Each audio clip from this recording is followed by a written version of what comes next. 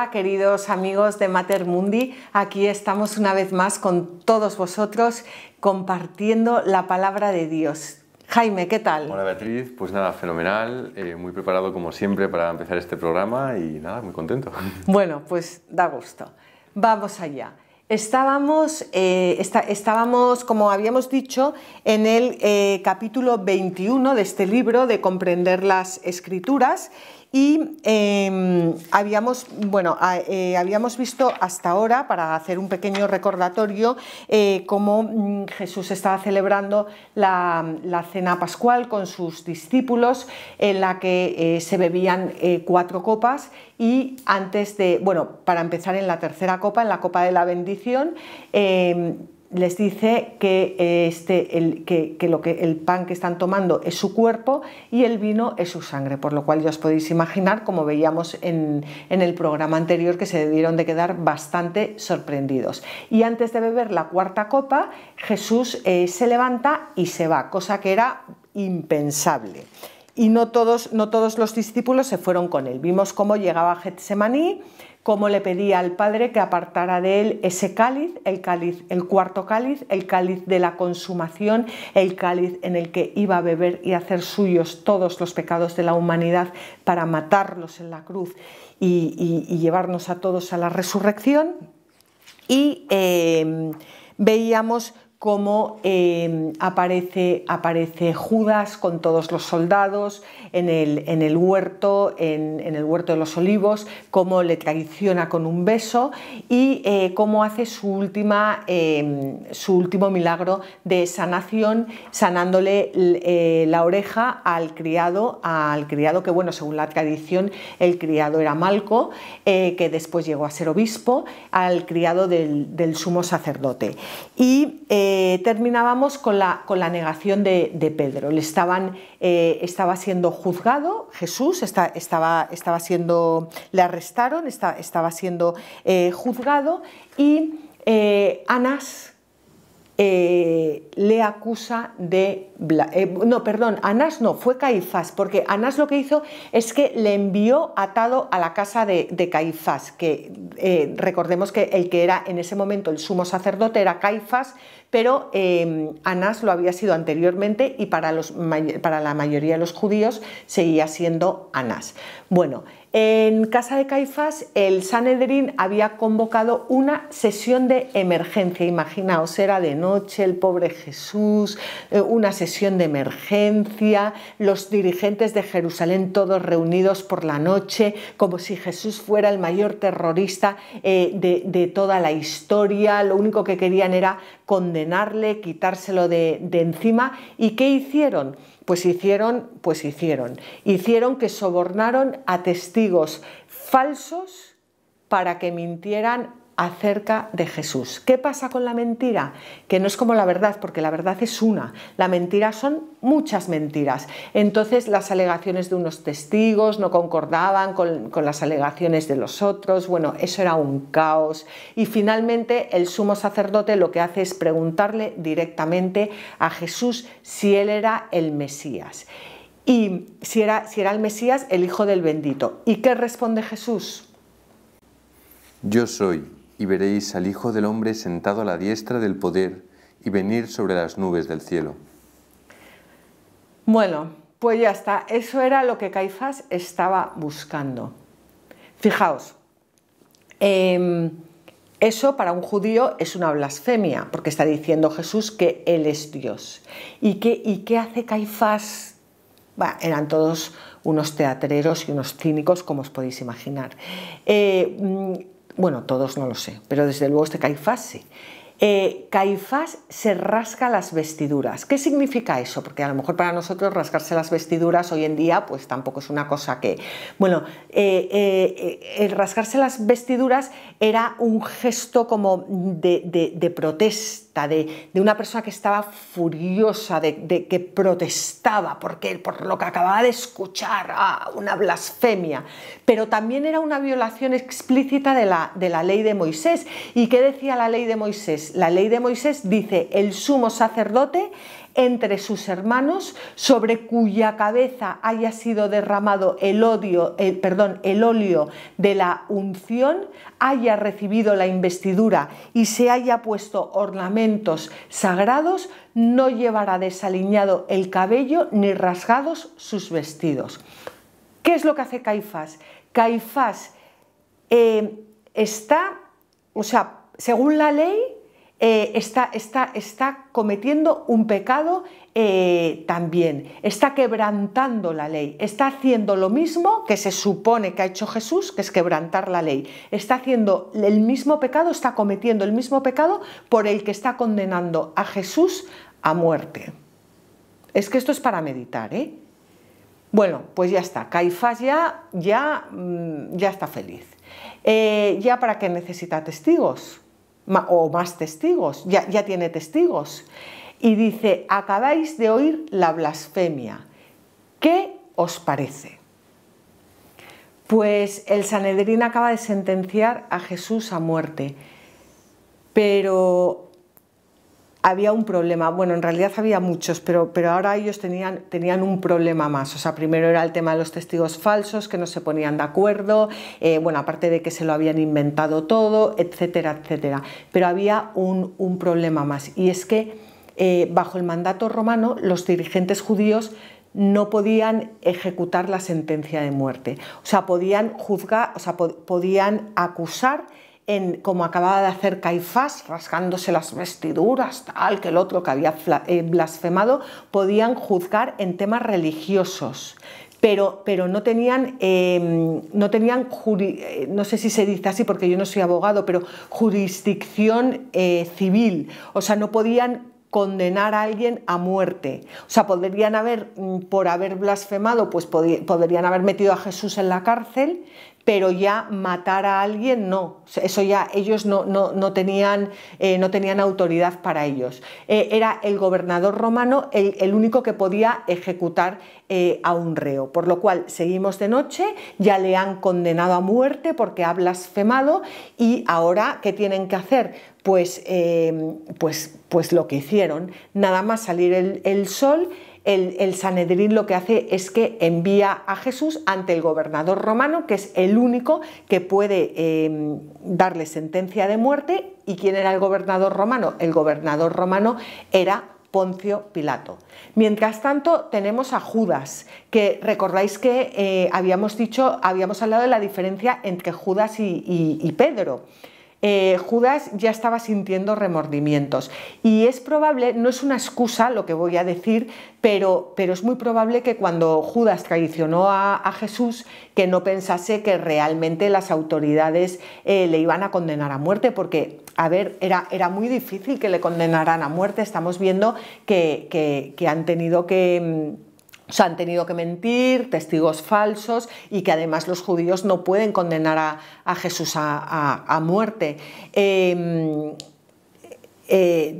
O sea, Judas pensó que se iba a llevar un dinero, pero que no iban a matar a Jesús. Esto no es una excusa, lo que yo estoy diciendo, ni muchísimo menos, pero yo creo que debió de ser así. Entonces él no midió las consecuencias de su pecado, y ahora pues estaba arrepentido, y vamos a ver lo que hizo Judas.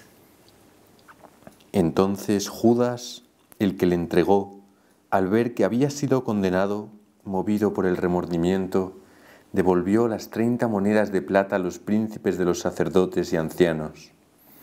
He pecado entregando sangre inocente, dijo. ¿A nosotros qué nos importa? Tú verás, dijeron ellos. Y, después de arrojar las monedas de plata en el templo, fue y se ahorcó. Bueno, pues esto es lo que hizo Judas, y ya lo hablamos en el programa pasado. La diferencia entre Judas y Pedro es que Judas no fue capaz de acoger el amor no fue capaz de acoger el perdón, la misericordia de Jesús y se ahorcó.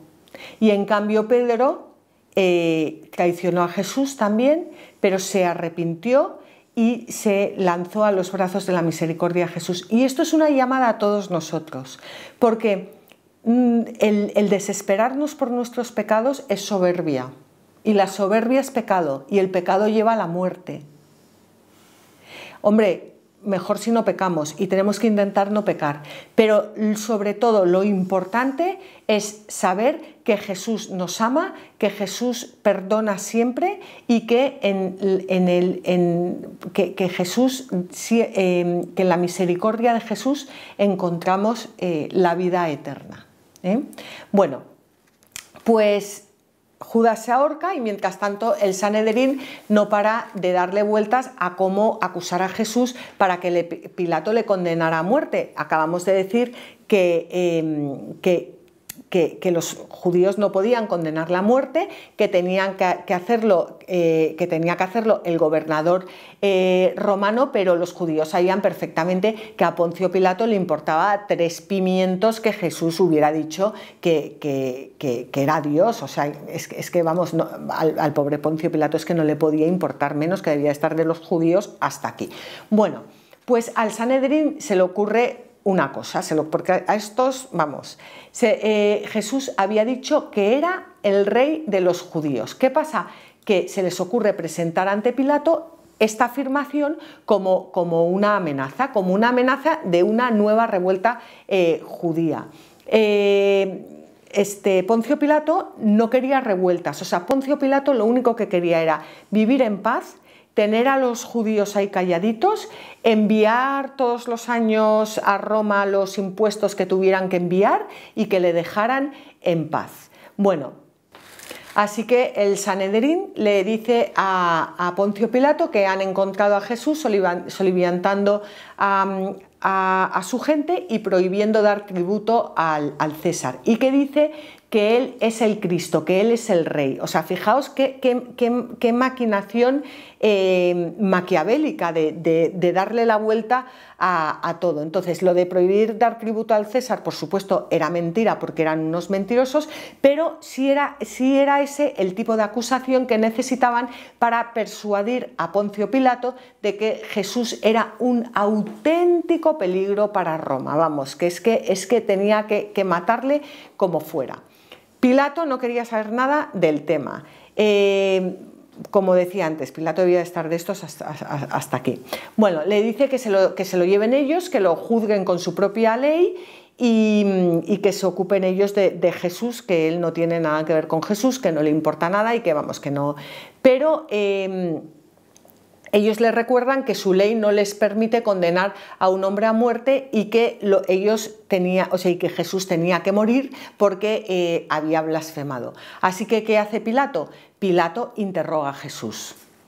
Pilato entró de nuevo en el pretorio, llamó a Jesús y le dijo: ¿Eres tú el rey de los judíos?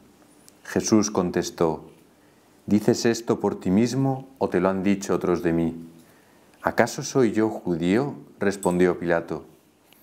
Tu gente y los príncipes de los sacerdotes te han entregado a mí. ¿Qué has hecho? Jesús respondió: Mi reino no es de este mundo.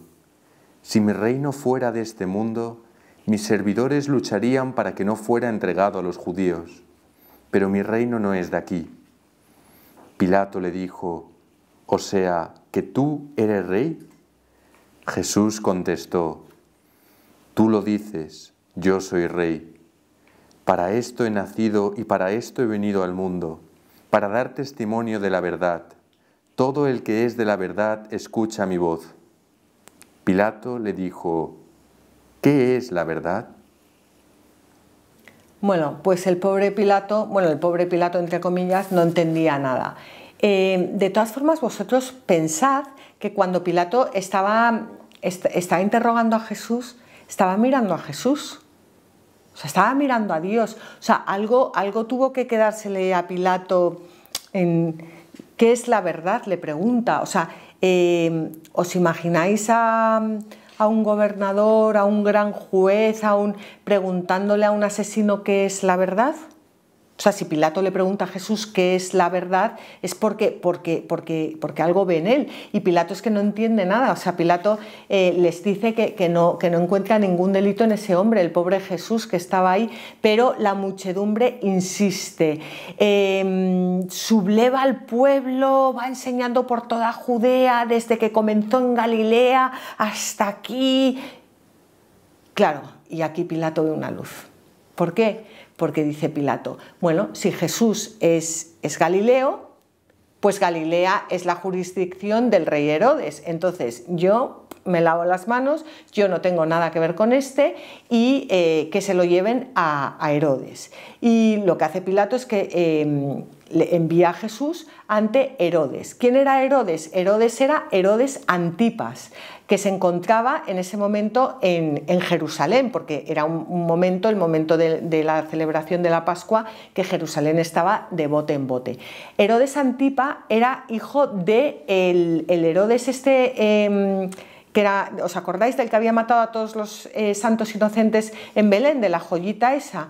Bueno, pues este era el hijo, y interrogó a Jesús durante un rato, pero Jesús callaba.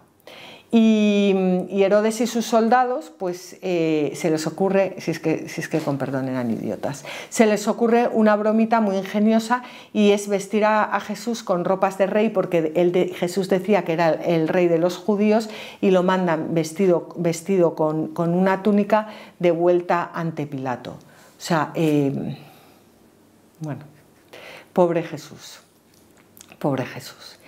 Vuelve ante Pilato, que Pilato creía que ya se lo había sacado de encima, y ahí lo tiene otra vez, y Pilato vuelve a reunir al Sanedrín y les dice lo siguiente: Me habéis presentado a este hombre como alborotador del pueblo.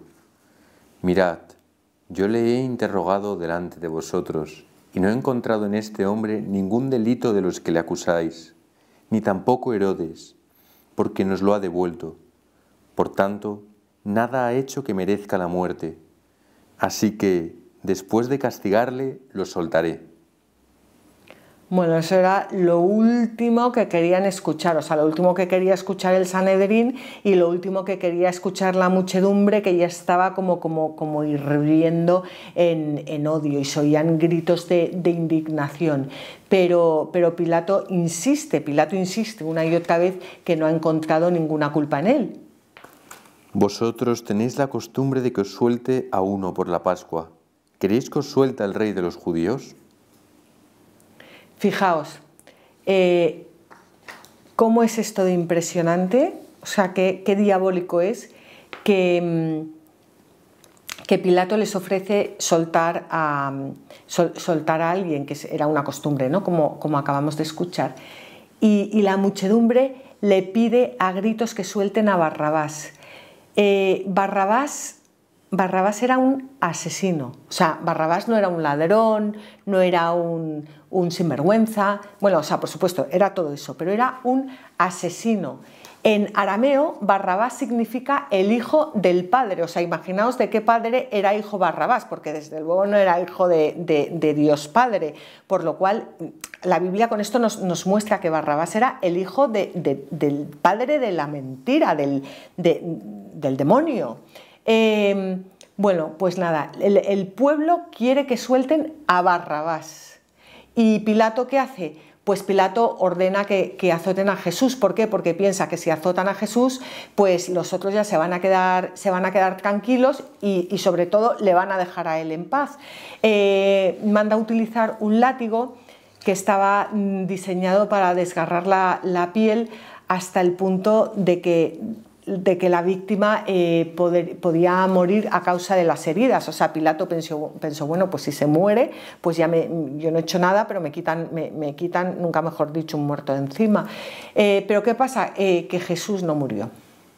Jesús, como bien sabemos, no murió, y el pobre casi no se mantenía en pie, y además, cuando terminan de azotarle, los soldados, creyéndose muy graciosos, trenzan una corona de espinas, se la incrustan en la cabeza, le ponen un manto púrpura. Sabéis que el púrpura es el color de la realeza, y como eso no les parecía suficiente, se turnan para golpearle mientras gritan: «Salve, Rey de los judíos». O sea, la escena es... no puede ser más triste. Y finalmente Pilato lo que hace es que manda a traer a Jesús de vuelta ante la muchedumbre, y les dice que no ha encontrado en él ninguna culpa.